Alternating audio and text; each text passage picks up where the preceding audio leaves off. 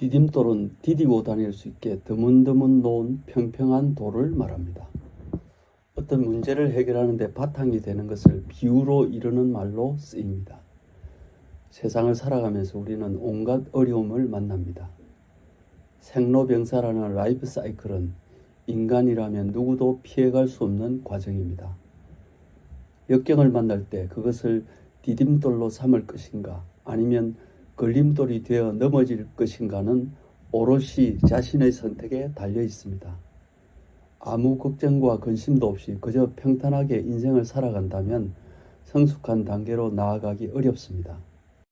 장애물을 만나면 절망하지 않고 오히려 그것을 절호의 기회로 만들어 오뚜기처럼 다시 일어서는 용기가 필요합니다.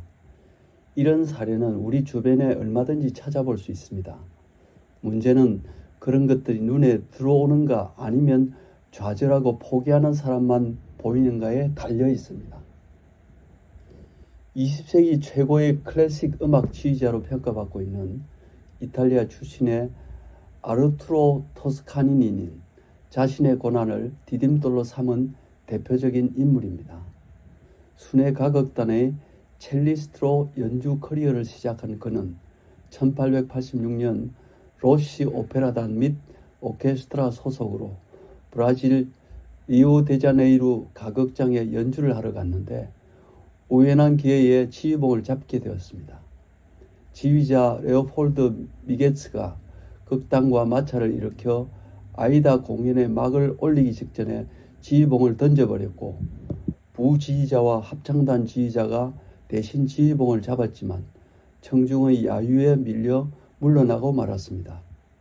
단원들은 평소 지휘에 대해 뜨거운 열정을 가졌던 살의 첼리스트 토스카니니에게 즉석에서 지휘봉을 맡겼고 그는 대곡 아이다를 완벽하게 지휘했습니다.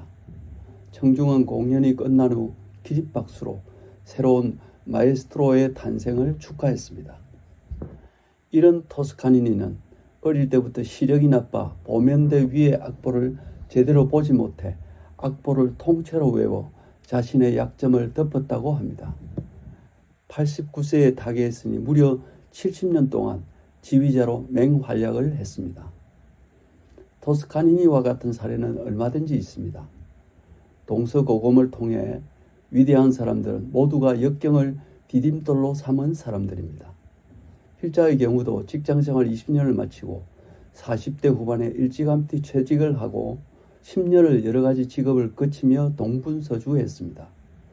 그러다가 스티브 잡스가 만든 스마트폰을 만난 후 창직 전문가로 거듭나 오늘에 이르게 되었습니다.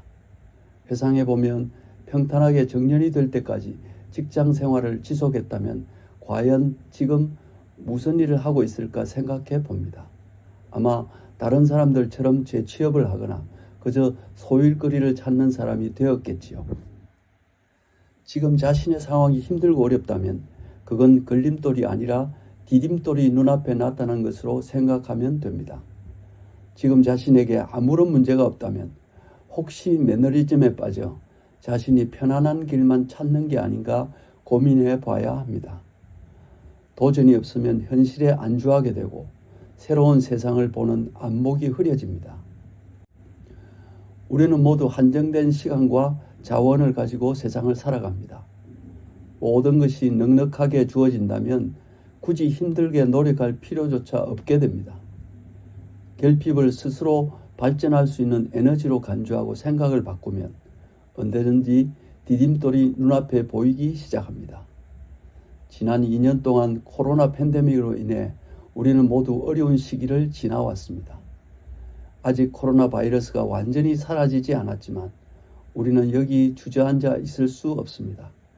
분연히 털고 일어나 앞으로 나아가야 합니다. 고난의 디딤돌을 건너면 조금 더 성숙해집니다.